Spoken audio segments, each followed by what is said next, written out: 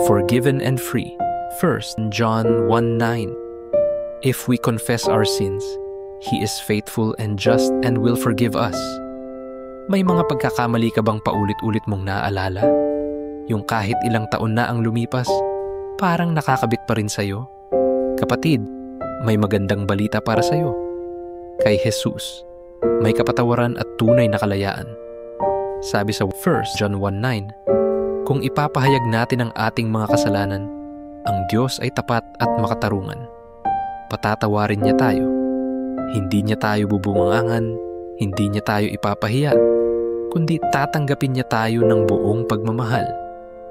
Marami sa atin ang nabubuhay sa guilt, sa takot, at sa kahihiyan ng nakaraan.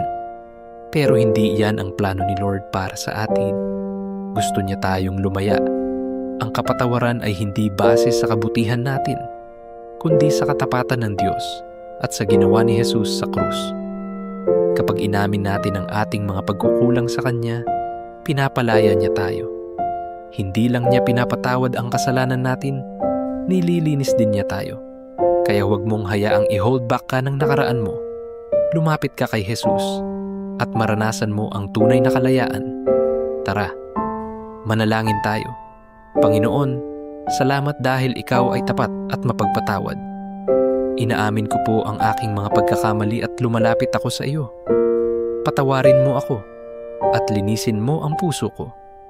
Nais kong maranasan ang tunay na kapayapaan at kalayaan na nagmumula sa iyo. Salamat sa ginawa ni Jesus para sa akin. Sa Kanyang pangalan ako nananalangin. Amen.